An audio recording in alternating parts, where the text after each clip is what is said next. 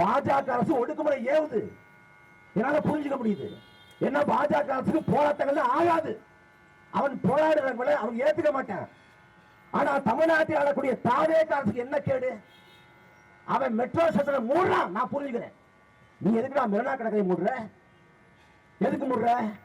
திமுக அதிமுக ஆட்சி காலங்கள்ல மெரினா கடற்கரையில போராட்டம் நடத்த கூடாது என்று தடை போட்டு சட்டபூர்வமா அதுக்கு ஒப்புதல் வாங்கினான். திமுக அதிமுக ஆட்சி காலங்கள்ல தாவேக அரசு திமுக அதிமுக மாற்றினா மெரினா கடற்கரை திறந்து வர வேண்டியதானே. பாலன் இல்லத்துல போராடுறாங்க யாரு? மாணவர்களும் இளைஞர்களும். இதே பாலன் இல்லத்துக்கு விஜய் வந்தார். எதற்காக வந்தார்? தாவேக அரசுக்கு பெரும்பான்மை இல்ல, ஆதரவு வேணும் என்று ஆதரவு கட்டு பாலன் இல்லத்துக்கு போன விஜய் இன்றைக்கு போராடக்கூடிய மாணவர்களுக்கு இளைஞர்களுக்கு ஆதரவு கொடுப்பதற்கு ஏன் போகல? ஏன் போகல? எல்லா கட்சியாலும் போகலடா. தாவேக அரசின் கருத்து என்ன? தாவேக அந்த கேடு கட்ட கட்சியின் கருத்து என்ன? கருத்து சொல்ல வேண்டியதானே. நாங்க இந்த இடத்துல போராட்டம் பண்றோம்ல, எதுக்கு இந்த இத்து போன விஜய் மாதிரியே ஒரு மைக்க கொடுத்திருக்கீங்க? ஒளிவாங்கி இப்படி இருக்கு, ஒளிபெருக்கி அப்படி இருக்கு. எதுக்கு? இல்ல பெரிய ஒளிபெருக்கி வச்சீங்கன்னா மருத்துவமனை பக்கத்துல இருக்குது, பாதிப்படையும். அப்ப என்ன மையத்துக்கு இந்த பாயிண்ட் கொடுத்த? நாங்க கேட்டது என்ன? நான் கடல் ஆஜரத்தம் தடல் அங்க தர வேண்டியதானே. நாற்காலி போடக்கூடாது, நாற்காலி போடக்கூடாது, பெரிய ஒளிபெருக்கி வைக்க கூடாது. ஆனா ரோஹிணி தேட்டர் வாசல்ல எல்லா அளப்பையும் மாறலாம். காவல்துறை மானம் கட்டி போய் வெக்கம் கட்டி போய் பொறி பிடிக்கும். விடிய காலம் 5 மணிக்கு 6 மணிக்கு படம் பார்க்க போற பரதேசிக்கு பாதுகாப்பு கொடுப்ப மக்களுக்கா போராட ஏற்படுத்தியா? என்ன பேச்சுது? நாங்க ஸ்பீக்கர் பெரிய ஸ்பீக்கர் வைக்க விட மாட்டோம். நீங்க ஓரமா தான் ஆர்ப்பாட்டம் பண்ணணும். நாற்காலி போட மாட்டோம். போராடுற கால் எடுக்க காத்து நடக்கணும். ஆனா படம் பார்க்க போறவனுக்கு எல்லாதும் உண்டு. அதுவும் ஒப்பாரி வைக்காம பாருங்க. தமிழ்நாட்டு வரலாற்றுல என்னென்னமோ தமிழ்நாட்டுக்கு பெருமிதங்கள் இருந்துச்சு, சிறப்பு இருந்துச்சு, முற்போக்கு அடையாளம் இருந்துச்சு. எல்லாத்தையும் 2 மாதம் செஞ்சுட்டாங்க. முடிஞ்சு போச்சு தமிழ்நாடு. தமிழ்நாடு தான் இந்தியாவோட அரசியல் சாசனத்தை திருத்தப்பட காரணமாக இருந்த நிலம். தமிழ்நாடு தான் இந்தியை எதிர்த்த முதல் மாநிலம். தமிழ்நாடு தான் எல்லாத்துக்கும் முன்னுதாரணம், எல்லாத்துக்கும் வழிகாட்டி. எல்லாமே சிதைஞ்சு போச்சுங்க. 2 மாதத்துல 2 மாதத்துல கண்ணீர் அடிக்கிறாங்க. ஐயோ இனிமே பார்க்க மாட்டோமோ, இனிமே பார்க்க மாட்டோம். என்னால எதை வேணாலும் ஏத்துக்கலாம். தாவேக கட்சியை சேர்ந்த கரூர் மாவட்ட செயலர் படத்தை பார்த்துட்டு கரூர்ல தேர்தல் பரப்புரைக்கு அந்த விஜய் பரப்புரை கூட்டத்துக்கு ஏற்பாடு செஞ்சது இதே மதியழகன். அங்க கூட்ட மக்களுக்கு உணவு ஏற்பாடு பண்ணாம, தண்ணீர் ஏற்பாடு பண்ணாம, கழிப்பரசு ஏற்பாடு பண்ணாம அந்த மக்களை அங்கேயே விட்டு 41 பேர் சாதனைக்கு காரணம் இந்த மதியழகன் ஒரு அயோக்கிய பெயர். அந்த மதியழகன் அன்னைக்கு 41 பேர் செத்து விழுந்தப்ப கரூர் அரசு பொது மருத்துவமனைக்கு போகல, விட்டு ஓடி பேர் ஓடி போயிட்டான். அன்னைக்கு ஓடி போயிட்டு இன்னைக்கு பணத்தை பார்த்துருக்கிறேன். அன்னைக்கு செத்து போய் உடம்ப பார்த்தியா? தண்ணி பிடிச்சியா? ஒரு கருமாந்திரம் இல்ல. என்ன கூத்துனா விஜய் ஒரு முதலமைச்சர், ஒரு நடிகர் இல்ல, அவர் எல்லாருமே மிக பிரபலமான இன்ஃபுளுசர். இங்க 10,000 பேரு 1,00,000 பேரு பின்புலமாக இருக்கிறாங்கன்னா விஜய்க்கு 1 கோடி பின்புலமாக. அது 50,000 பேர் விஜய் என்ன சொன்னாலும் நம்புவான். சூரியன் கிடைக்க வைத்தாங்க, கிடைக்க வைக்கீங்க. ஆமா, மின்சாரத்தை கண்டுபிடிச்சது புதுசியா வந்து. ஆமாங்க, தெரியும் சொல்லுவாங்க. விஜய் என்ன சொன்னாலும் நம்ம ஒரு கேள்வி தமிழ்நாட்டை உண்டாயிடுச்சு. நான் வழியோட வந்திருக்கேன். என்ன வழியோட வந்த? என்ன வந்த? நான் ரியல் தாய்மாமன். என்ன தாய்மாமன்? இந்த போன்ற கேடு கட்ட தாய்மாமன் யாரும் பார்த்துருந்தா? நீ போராடல பாடல்களை இளைஞர்களும் அவங்க யாரு? நினைத்தால ஒரு தலைமுறை பாதிக்கப்படுதுன்னு போராட்டம். அந்த மாணவர்களை இளைஞர்களை இந்த தாவேக அரசின் காலத்தில் ஒடுக்குது. பள்ளிக்கூடத்துல வகுப்பு நடக்குது, வகுப்புக்குள்ள புகுந்து முன்னெச்சரிக்கை நடவடிக்கை கைது பண்றான். பாஜக அரசின் ஒடுக்குமுறையை புரிந்து கொள்ள முடியாது. தாவேக அரசியா ஒடுக்குது. திமுக என்ன பண்ணுவான்? பாஜக சண்டை போடுவான், தமிழ்நாட்டில் சத்தம் போடுவான். பாஜக ஓடிங்க இந்த டெல்லிக்கு போனா பாஜக எங்க ஸ்பிரிட் ரிலீஸ்மா, இங்க சவுண்ட் விட்டு அங்க படுத்துவான். இவரு வாயை முடிக்க இங்க இருந்து போயிடுவார். வாயை தடுக்கிறது ராகுல் காந்தியை தூக்கி போனாங்க. எப்படி சூடா தூக்கி போவாங்க, அங்க தூக்கி போனாங்க ராகுல் காந்திய. ராகுல் காந்திக்கு அழைக்கிறோம் 1 நாள் ஆச்சு. விடலாமா வேண்டாமா? டீ கோச்சுக்கு வரும். கண்டுக்காம இருக்கலாமா? விட்டு தொலைவோம். அப்படியே வலிக்காம செல்லமா பட்டா மாதிரி மயிலால வருகிறது கூட வலிச்சு. இப்படிப்பட்ட ஒரு தொடர்ந்து நீ கோழைய அரசியல் கோழை. கொண்டாடலாம், தலைவன் கொண்டாடலாம், நீ ஹீரோன் கொண்டாடலாம்.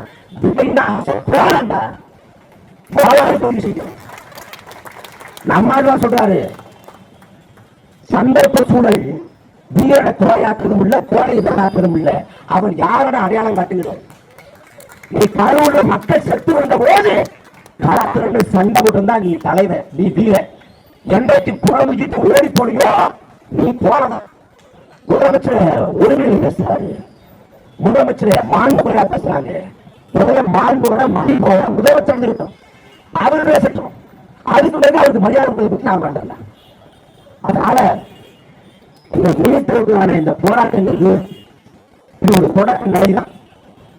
எப்படி மத்திய ஆளக்கூடிய பாஜக அரசு அடக்குமுறை காட்சி ஒடுக்குதோ, இந்த போராட்டங்களை கண்டு எப்படி பயப்படுதோ, அதே போல தமிழ்நாட்டை ஆளக்கூடிய கேடுகட்ட தாவேக அரசும் அவனும் பயப்படுறேன். முதலமைச்சருக்கு அத்தியாவசிய வேலை என்னன்னா பின்பாக படம் பார்க்க போறாரு. கட்சியாளர் தான் நீங்க அவரே எழுதுவாரு, இனிமேல் நம்மளை பார்க்க முடியாத திரையில கேலி கூத்து. கர்நாடகாவுக்கு போற, எது கர்நாடகாவுக்கு போற? நீ காவிரியை கொண்டு வந்துருவாரு. எந்த காவிரி பொம்பளை எப்படி சொல்ல போற? எந்த காவிரிய? காவிரி நடுவம் என்ற தீர்ப்பு தெளிவா சொல்லுது. இடைக்கால தீர்ப்பு, இறுதி தீர்ப்பு, அது தொடர்ந்த உச்சநீதிமன்ற தீர்ப்பு தெளிவா வழிகாட்டுது. இப்ப எது கட்ட பஞ்சாயத்து பண்ணணும்? பேச்சுவார்த்தை மூலமாக தீர்க்க முடியாது காவிரி சிக்கல் என்ற நிலையை எட்டிய பிறகுதான் தண்ணீர் தகராறு சட்டத்தின்படி காவிரி நடுவமன்றம் அமைக்கப்பட்டுச்சு. நடுவமன்றத்தோட இடைக்கால தீர்ப்பு, இறுதி தீர்ப்பு, அரசியல் வெளியீடு, மேலாண்மை வாரியம், ஒழுங்காற்றுக் குழு 30 ஆண்டா பலகட்ட படியிலே கடந்து வந்திருக்கோம். மறுபடி போய் டி.கே. சிவகுமார்ட்ட போய் மண்டிட்டா கதை முடிஞ்சு. தமிழ்நாடு இன்னும் பின்னோக்கி போகும். போராடி பெற்ற உரிமையை நாம் கால் கொடுப்பதாகும். இவ்வளவு நாளா நம்ம போராடின ஆட்சியாளர்களுக்கு நம்மளோட பிரச்சனை தெரியும், நம்மளோட கோரிக்கை புரியும். ஆனா அந்த பிரச்சனைகளை அவன் தீர்க்கணும், கோரிக்கையை நிறைவேற்ற நினைக்க மாட்டான், அலட்சியப்படுத்துவான், துச்சமன கருதுவான். ஆனா இப்ப ஆளக்கூடியவனுக்கு பிரச்சனையும் புரியாது, தீர்வும் தெரியாது. இவ்வளவு நாளா நாம கேள்வி கட்ட முடியல, கேள்வி கட்டணும் பதில் தெரியாது. இப்ப கேட்கறவன்ட்ட கேள்வியே புரியாது. இதுதான் தமிழ்நாட்டோட சாபக்கார நிலைமை. அதனால கிருபானந்த வாரியார் தான் சொன்னாரு, போதிக்கும் போது புரியாது, பாதிக்கும் போது புரியுந்தாரு. தாவேக ஆட்சி முழுமையா 5 ஆண்டு காலம் இருக்கணும். விஜய் 5 ஆண்டு காலம் முதலமைச்சா இருக்கணும். இருந்தால்தான் இந்த ஆட்சியில வாழ்ந்த பிறகு எப்படிப்பட்ட கேடுகட்ட ஆட்சியாளர்கிட்ட நாட்டை கொடுத்துங்கிற புரிதல் மக்களுக்கு உருவாகும். ஆனா இங்க எங்களை புறக்கணித்தாலும், புறந்தளினாலும், நிராகரித்தாலும், தோற்கடித்தாலும் மக்களுக்கு ஒன்னா களத்தில் இருக்க போறது நாம் தமிழர் கட்சி தான். நீ எத்தனை முறை தோற்கடித்தாலும் களத்தில் நிற்போம், வீரியமா நிற்போம். தேர்தல் வெற்றி தோல்விக்காக இயங்குகிற பிள்ளைகள் நாம் தமிழர் பிள்ளைகள். உறுதியாக இந்த நீட் தேர்வுங்கிற அரக்கனை விரட்டுறதுக்கு நாம் போராடுவோம். இந்த நீட் தேர்வில் நம் தங்கை அனிதாவை நாம இழந்தோம். தங்கை அனிதா 12ஆவதுல 1176 மதிப்பெண்களை பெற்றார். அனிதாவோட வீடு ஒரு கூரை வீடு, கழிப்பறை, அடிப்படையான கழிப்பறை வசதி கிடையாது. அப்பா கூலி தொழிலாளி, மூட்டத்துக்கு கூடிய கூலி தொழிலாளி. அம்மா கிடையாது, 2 வயசுல அம்மா இழந்தாங்க. உரிய மருத்துவ சிகிச்சை கிடைக்காம அம்மாவை இழந்துட்டதால யாரு என்னை போல யாரும் அம்மாவை இழக்க கூடாது, தாயை இழக்க கூடாது. நாம தாய் போல இன்னும் மருத்துவ சேவையாற்றணும்னு வைராக்கியத்தோடு படிச்சு 1176 மதிப்பெண்களை பெற்ற தங்கைய அவன் படிக்காத பாடத்திட்டத்திலிருந்து கேள்வியை கேட்டு நீ தோத்து போயிட்ட, நீ மருத்துவ தேர்வுக்கு லாயக்கு இல்ல, மருத்துவ பணிக்கு லாயக்கு சொல்லி அவனை புறக்கணித்து கொன்றது இந்த நாட்டோட ஆட்சி அதிகாரங்கள். ஒரு அனிதா இல்ல, பல பிள்ளைகள் செத்து போச்சு. பல பிள்ளைகளோட கனவெல்லாம் பொசுங்கி போய் பிள்ளைகள் கருகி போச்சு. இனியும் ஒருத்தரை நம்ம இழக்க கூடாதுன்னா நாம் வீரியமா போராடணும். போராட்டம் மட்டும்தான் நமக்கு இருக்கக்கூடிய கடைசி கையிருப்பு, கடைசி வாய்ப்பு. அதுல வட மாநிலங்கள்ல இப்போதான் நீட் குறித்தான புரிதலுக்கே வர்றான். இப்பதான் யோசிக்கிறான், நீட் தேர்வே வேண்டாமான்னு போடலாமான்னு யோசிக்கிறான். நம்ம 10 ஆண்டுகளா சொல்றோம் நீட்டு வேண்டாம் வேண்டாம்னு. இப்ப இந்த வாய்ப்பை பயன்படுத்தி, இந்த களச்சூழலை பயன்படுத்தி, இந்த நீட் தேர்வுக்கான பரப்புரையை இன்னும் வீரியப்படுத்தி முதல்ல தமிழ்நாட்டுக்கு விளக்க பெறணும். அதுக்கு ஜனாதிபதியோட ஒப்புதல் தேவை.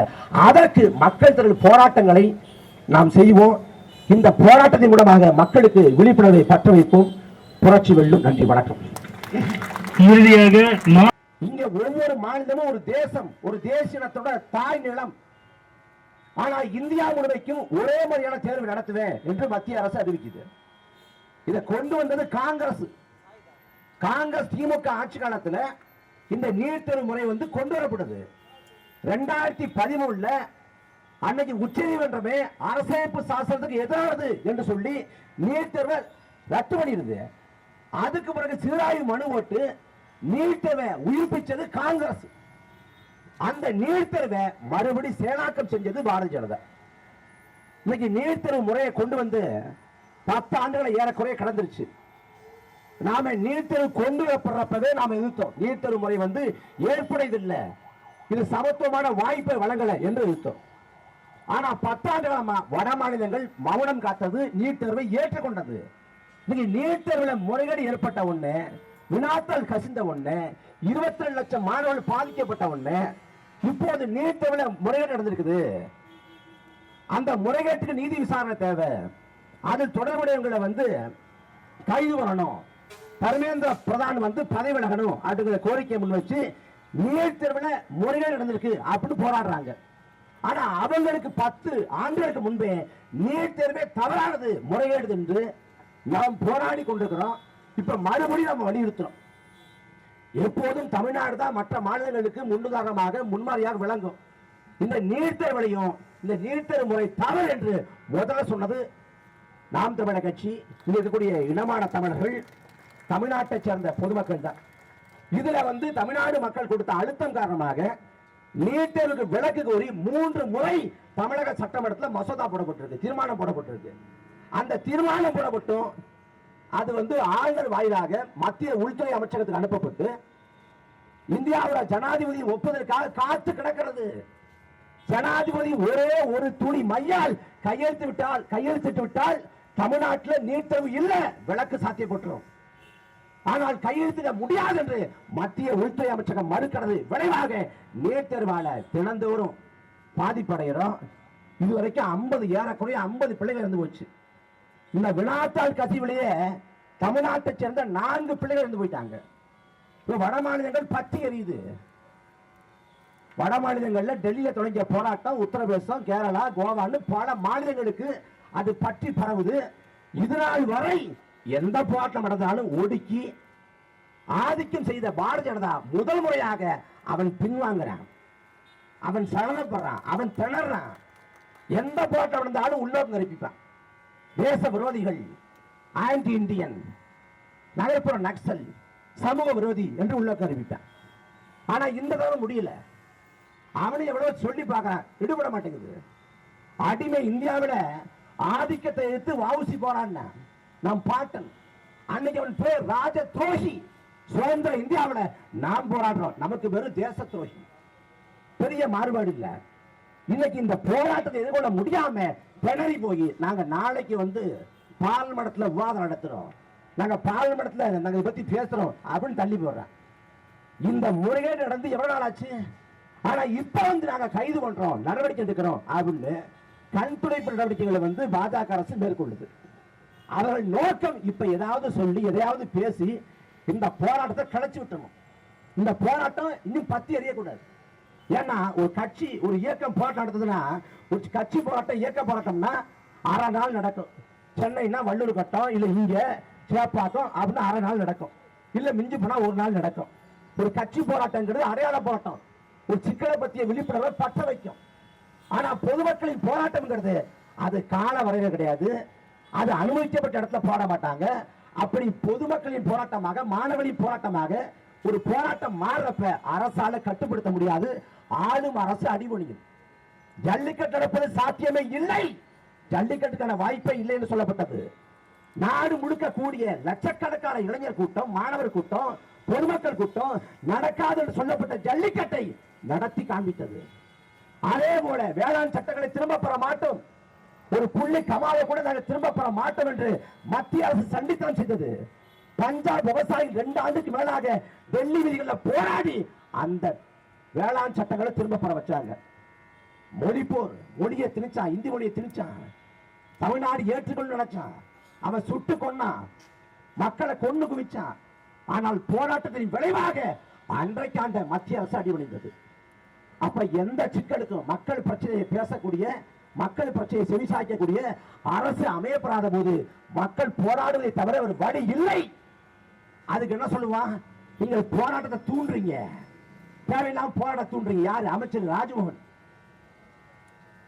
போராட்டத்தை தூண்டத்துல எந்த தவறும் இல்ல, எந்த தவறும் இல்ல. ரசிக வரியை தூண்டுறதான் தப்பு. போராட்டத்தை தூண்டுறது என்ன பிரச்சனை? போர்க்குணமும் போராட்ட குணமும் நிரம்ப பெற்ற நிலம் இந்த தமிழ்நாடு. இங்க போராடுறது என்ன பிரச்சனை? போராட்ட கோரிக்கை சரியா இல்லையா? போராட்ட முழக்கம் சரியானதா இல்லையா? அதான் பேசணும். போராட்டத்தை தூண்டுறாங்க, தூண்டி விடுறாங்க, விவசாயிகள் போராடுறாங்க, இவங்க போராடுறாங்க. எல்லா பிரச்சனைக்குமாக நாம் தமிழர் கட்சி போராடும், இனமான தமிழர்கள் போராடுவோம். மாணவர் பிரச்சனை மாணவர் தான் போராடணும், விவசாயி பிரச்சனை விவசாயி தான் போராடணும், நெசவாளர் பிரச்சனை நெசவாளர் தான் போராடணும், மீனவர் பிரச்சனை மீனவர் தான் போராடணும். இந்த எண்ணத்தை கைவிட்டு சமூகத்தில் அணி நடந்தா முதல்ல போராடணும். உலகில் எங்கோ முறை நடக்கக்கூடிய அநியாயத்தை கண்டு உன் மனம் அடக்க முடியாத ஆத்திரத்தால் கொதித்தெழுந்தால் நீயும் என் தோழது என்று உலக நான் சேகுவர. அந்த சேகுவராவின் தோழர்களாக எல்லா பிரச்சனைக்கு தான் போராடணும். காலையில் தண்ணி கட்டு போராடுறோம், தண்ணி தர மாட்டேங்கிறான். யாரு? கர்நாடக அரசு. மத்திய காங்கிரஸ் ஆண்டாலும் பாஜக ஆண்டாலும் உச்ச நீதிமன்றம் உத்தரவிட்டாலும் நடுவர்மன்றம் வலியுறுத்தாலும் தண்ணி தர மாட்டேங்கிறான். இங்க காவிரி டெல்டா மாவட்டம்னா தமிழ்நாட்டில் தஞ்சாவூர், திருவாரூர், நாகப்பட்டினம் 3 மாவட்டம். இங்க போராட்டம் நடந்தா 3 மாவட்டம் நடக்கும் போராட்டம். அந்த 3 மாவட்டத்திலையும் விவசாய சங்கங்கள் தான் போராட்டம் நடத்தும். அப்ப காவிரி சிக்கல் என்பது தமிழ்நாட்டில் 3 மாவட்ட சிக்கல். அதே போல கர்நாடகாவில் காவிரி டெல்டா மாவட்டம் இருக்கு. மாண்டியா, மைசூரு, சாமராட்டு, பெங்களூரு, ஹாசன் காவிரி டெல்டா மாவட்டம் இருக்கு. ஆனா அந்த இடத்துல போராட்டம் நடக்கிறப்ப அந்த காவிரி டெல்டா மாவட்டம் மட்டும் இல்ல, ஒட்டுமொத்த கர்நாடகா முழுமைக்கும் போராட்டம் நடத்துறான். ஒரு பிரச்சனைனா அவன் தேசிய இனத்தின் பிரச்சனையாக, அந்த தாயினத்தின் பிரச்சனையா பார்க்கிறான். ஆனா இந்த இடத்துல ஒரு பிரச்சனைனா அதை பகுதி சார்ந்த பிரச்சனையா, துறை சார்ந்த பிரச்சனையா பார்க்கிறான். அதுதான் சிக்கல்.